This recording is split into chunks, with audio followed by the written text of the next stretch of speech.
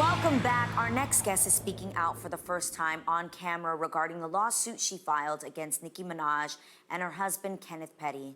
A lawsuit accusing them of harassment and intimidation, among other charges. We believe that all women's voices have the right to be heard, which is why we invited her to come here today. Please welcome Jennifer Hough and her lawyer, Tyrone Blackburn.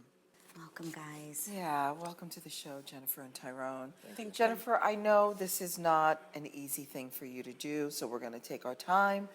After being silent for so long, why are you here speaking up today? I'm tired of being afraid.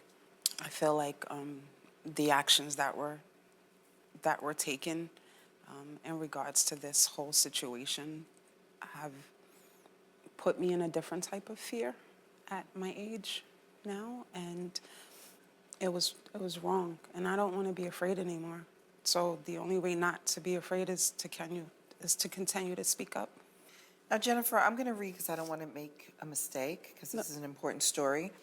Though Kenneth Petty first denied the rape charges, he was charged with first-degree rape, subsequently pleaded guilty to attempted rape, and spent over 4 years in prison, according to the inmate records.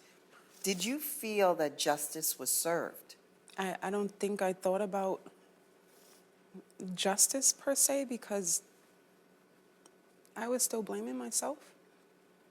Okay. I thought it was something that I did or didn't do. So I don't think I thought about if I got justice. I just knew he did what he did and he went to jail, and I had to leave my family, I had to leave my home, and I had to move away. So, yeah, I never really gave it much thought. How has this affected you emotionally over the years? In so many ways.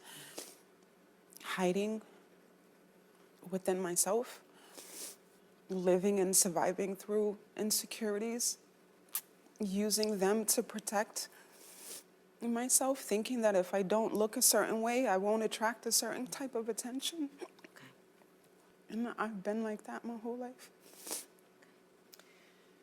Jennifer, let's move forward. When it was announced that Kenneth Petty was marrying Nicki Minaj, what was your first thought about that news? I was so afraid of being found out. I was so afraid of being known as the person he violated, and I didn't want that. You know, it's Nicki Minaj. Jennifer, have you ever spoken to Nicki directly? I did, in March of 2020. She called me, and she said that she got word that I was willing to help them out in a situation. I didn't understand what she was referring to. She offered to fly me and my family to LA. I turned it down, and I told her, woman to woman, this really happened. And I hadn't spoken to her since. Now, you allege that Nicki and Kenneth were harassing you. In what way? With them sending people to negotiate numbers as far as money is concerned with family members. And Nicki is the one who personally reached out to me. She's, you know, in regards to helping them in this situation. And then the threats that I received because I kept saying no to every offer, to every suggestion. The last incident was when one of their associates put $20,000 on my lap, and I still kept saying no.